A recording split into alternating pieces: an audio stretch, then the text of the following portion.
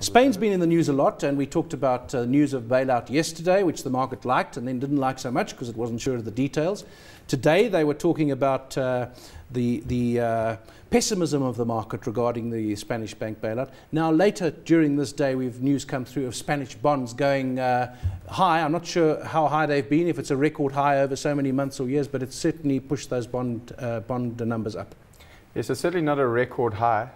If you have a look at a graph of Spanish bond yields over the last 15 years or so, before they actually entered the euro, the yields were well north of 10%. But it is a record high within the, since Spain entered the EU.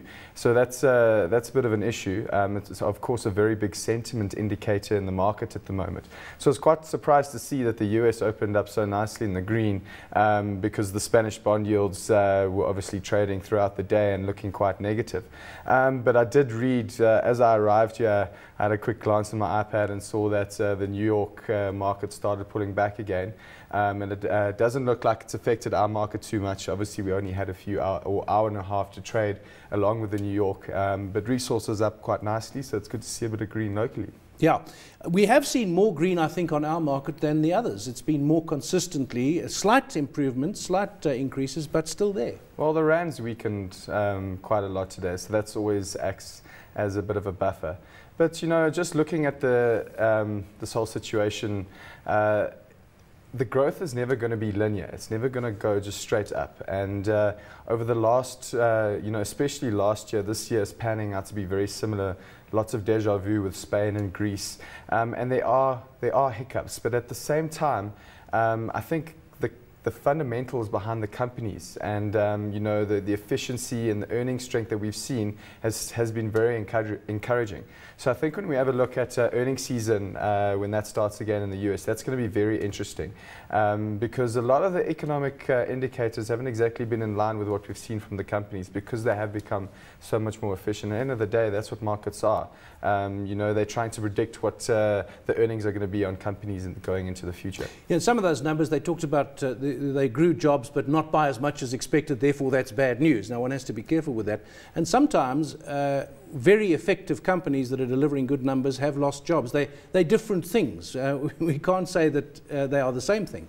Exactly, and there's a knock-on effect. You know, jobs falling does affect companies in the long run, even though they're the ones cutting the jobs. And quite a few analysts are saying that you know, the Spanish news isn't actually that important. It's more about US data and the US labor market in particular.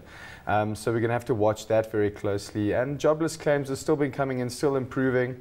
When we get non-farm payrolls coming up soon, that's going to be a very important indicator. But I think the market's just lacking a bit of direction, lacking clarity from Europe. But I still think, you know, in their bureaucratic way, they're going to slowly go about things and make the right decisions. It's just going to take time and make sure that everyone, you know, sort of feels like they're involved, feels like they're included in terms of long-term for the EU as a whole. But I do think that they will come up with the right decisions. So you're of the muddle-through school. Somehow they will muddle through. Yes, I do believe that. And it's not like they're just muddling through. You know, we're looking at global growth.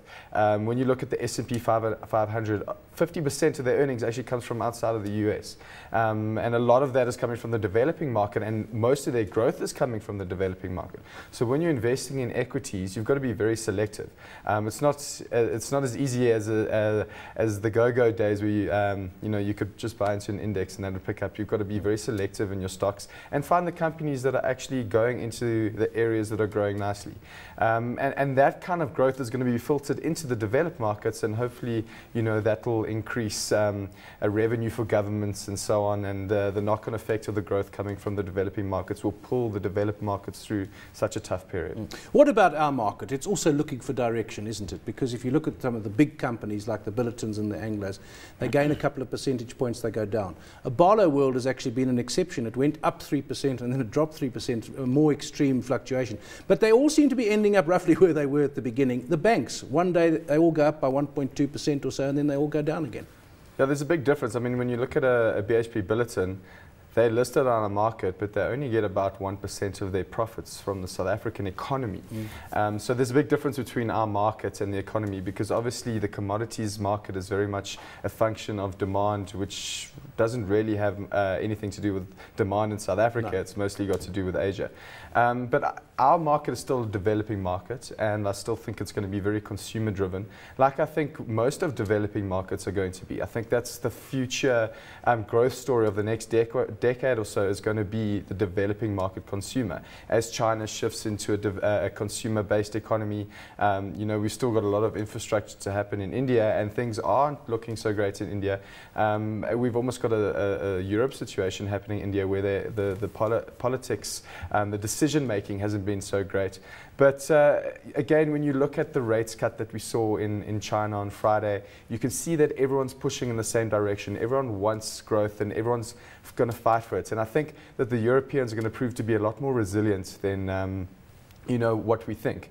If you can't put food on the table, you're going to make a plan. And that kind of thing is going to happen in the likes of Greece and Italy and Spain. And people are going to go out there and actually, they're going to have to survive. Yeah, and Europe has come through a lot of bad things in the past and come out and achieved remarkable growth rates after some of those bad things. This isn't the first tough situation they found themselves in, so I'd back them to pull themselves through it again.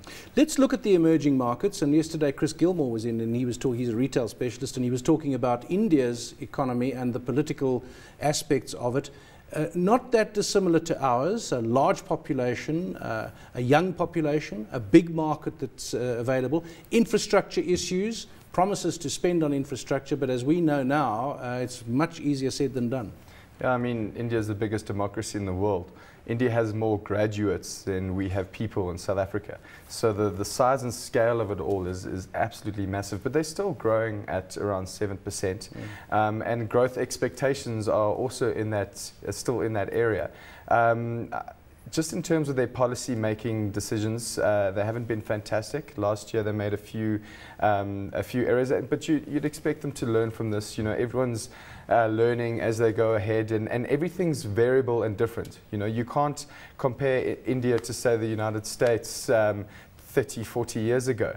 So it's not exactly like you have a textbook and that's how you run a country. It's a lot of trial and error. But like I said, everyone's pushing in the same direction, and you'd expect in the long run the correct decisions to be made.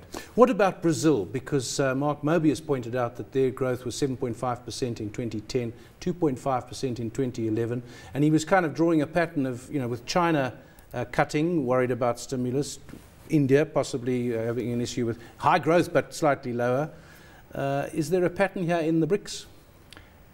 You know, Brazil is a very interesting economy. I mean, they've got an unemployment rate of less than the United States.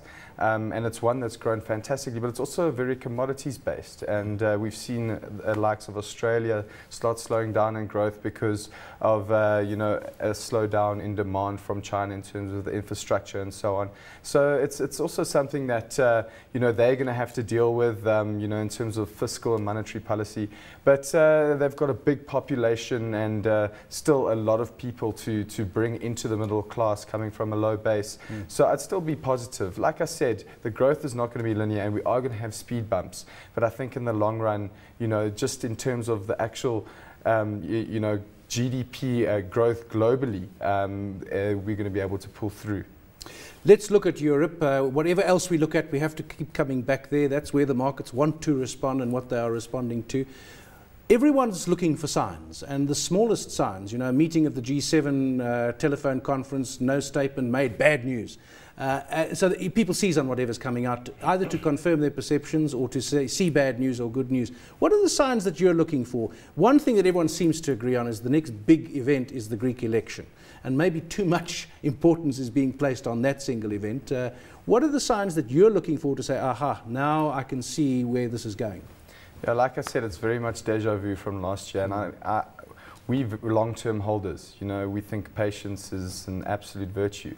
So it's very frustrating when you wake up every day and markets are up on, you know, this news and that news, and to be honest, a lot of it is not that relevant. It's just punters and traders, looking for specific reasons, and then the momentum follows on. Also, let's be honest, we have to fill space. I mean, there are full-time business media, 24 hours a day, lots of them. Exactly. And there's lots of stuff coming, so you use it. And in a sense, almost what you need to do, particularly if you're long-term and you're looking for value, is not listen, don't you? But of course, you can't resist it. Yeah, I mean, no offense to any media stations, but maybe it has become more about quantity than quality.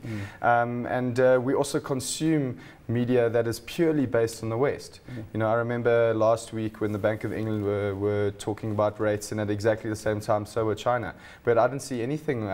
No speculation about China. No speculation, and no visuals from China or anything. Obviously, the news came up and so on. But we were watching the Bank of England decision, and the Chinese economy creates the equivalent to the UK economy in 2 years. So, that's the kind of perspective that we need. And I understand it's different languages and different cultures and different time zones. That's not a very good excuse if you really need to get the important information. Exactly, and we do. We pay a lot of attention to Chinese data, and, over the weekend there was actually quite a lot of data in terms of consumer spend and inflation and investment in the Chinese economy, which was quite a mixed bag.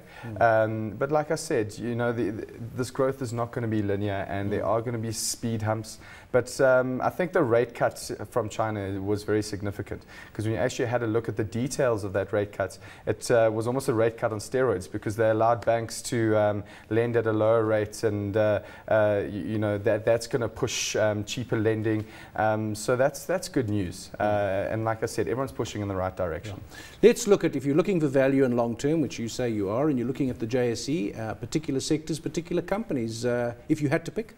I think Richemont's offering a great opportunity at the moment. It's pulled back quite hard over the last few weeks. They had fantastic results about a month ago, and they shot up 10% in one day, and they've tracked back on that. So I think that's offering a good opportunity, because like I've mentioned, aspirational consumerism amongst developing markets, they've managed to grasp that fantastically, growing earnings the way they have.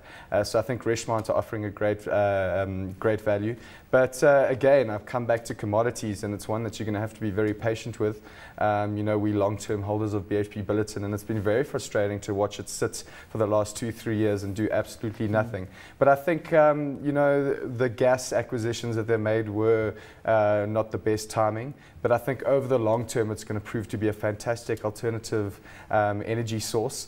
And there's no doubt that energy is going to be required going forward. So, the long-term fundamentals look strong. It's just going to be a matter of being patient.